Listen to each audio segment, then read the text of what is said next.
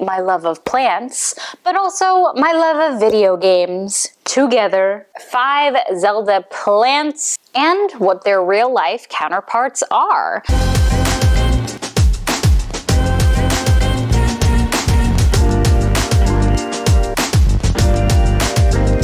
Hello, fellow plant weirdos, it's your girl Carmiel Marceline, and I'm so happy that you are here. If you are new to the channel, hey, welcome to the family. We unabashedly hyperfixate on plants here. And I thought today I could bring not only my love of plants, but also my love of video games together for you. I am going to be talking about video game plants and what their real life counterparts are. I've actually already done this for Zelda and for Pokemon, both videos that I will link up there for you to enjoy. But without further ado, let's do our continuation of Zelda. I'm going to share 5 Zelda plants, I guess herbs too, and what their real life plant versions are, especially if you want to bring some of that fantastical flora into your own home. So let's get into it. Flower number 1, Sundelion.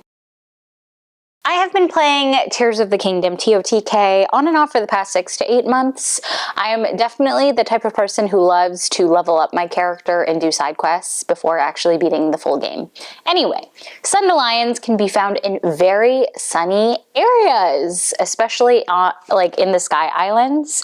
And basically, if you cook them into meals and you consume those meals, it can help recover any hearts that have been depleted by Gloom, and Gloom is found in the depths. The real-life version of a Sundelion isn't a dandelion. It's actually a Black Prince Daylily. It was a little bit hard to find something that looked exactly like a Sundelion, but this was the darkest I could find because not many plants come in actual black. A Black Prince Daylily have very dark flowers, but have a beautiful accent with that bright yellow center. Each bloom is short-lived, but new ones will bloom in its absence. These are pretty hardy plants. You just need to make sure that they have access to direct sunlight about 6 to 8 hours per day in well-draining soil. Flower number 2, Swift Violets. These appear in the Hebra Mountains, the Tabantha Frontier, I believe that's how you pronounce it, and the Gerudo Highlands. You can also go to Zora's Domain and purchase them directly if you do not want to farm them. What's great about this is you can cook it into a meal, create an elixir, and essentially get a hasty effect, which increases your speed of movement for a certain duration of time. This one is no surprise. It is literally what you would think it is, an African violet. Nothing difficult, nothing confusing, no tricks here.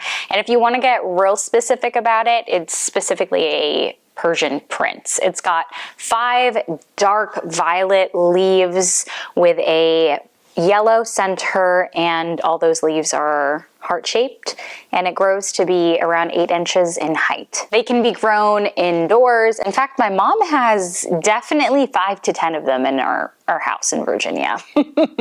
She's definitely got away with them. I am not so lucky. How do you take care of them? Well, when you are watering it, you want to make sure that you're not getting any of that liquid on its leaves, or else it will begin to rot. You also want to keep it in well-draining soil and give it bright and direct sunlight. Flower number 3, Blue Nightshade. These luminous plants can be found in more quiet areas of Hyrule, such as the Great Hyrule Forest or West Necluda.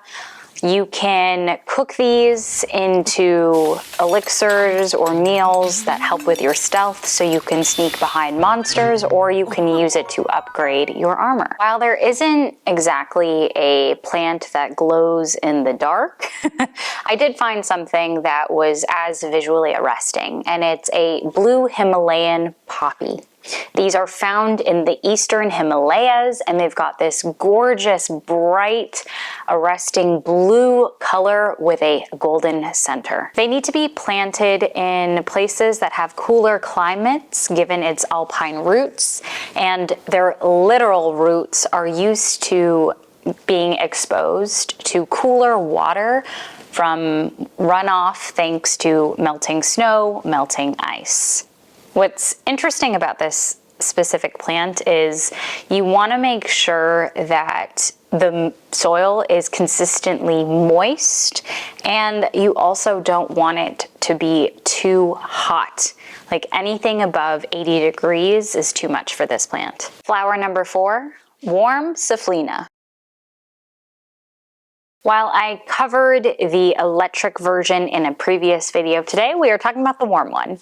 The warm Safina are clusters of pink-hued flowers. They can be found in the Eldin Mountains or canyons and even the Gerudo Desert. You can use them to upgrade your armor or even to cook cold-resistant meals. In real life, this is hummingbird mint, specifically Coronado Red, which I believe is trademarked.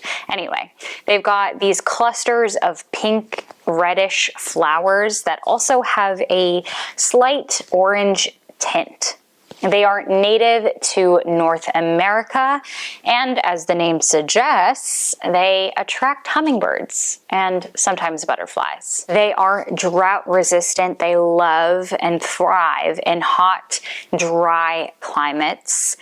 They love to dry out completely in between waterings, which is why planting them in more porous material or soil is what's best. And they also need access to direct sunlight about 6 to 8 hours per day. Flower number 5, Hyrule Herb. These are common all around the Hyrule Ridge, the Hyrule Fields. They can be found in areas where there are grasslands, ridges, cliff sides, and even at the base of tree trunks. If you add them to a meal or a dish and cook with them, they can replenish any lost heart health that you have. These in reality are pineapple weeds, which are native to the Pacific coast and Northeast Asia. They are related to dahlias, sunflowers, daisies, and they smell like pineapple, hence the name. And they have these fibrous cones that look feathery. They have a history of being used for aromatic tea, similar to its close cousin, chamomile. And it aids with digestion and with reducing stress. Unlike any of the other plants I've shared in today's video, these can withstand stress. They love porous, rocky terrain. Think of abandoned parking lots, streets. They'll pop up anywhere, essentially, and they definitely do not mind foot traffic. There you have it. Those are 5 plants found in the Zelda game and what their real life counterparts are. Did you learn something new? Did you think any of these plants in the Zelda video game were actually fiction? Let me know down below. If you liked today's video, hit that like button. If you want to see more videos like this, hit the subscribe button. And if you want to be notified every single time I post, ring that bell. And with that, I hope you have an amazing rest of your day. Thank you for spending it with me, and I can't wait to see you in the next one. Until then, bye!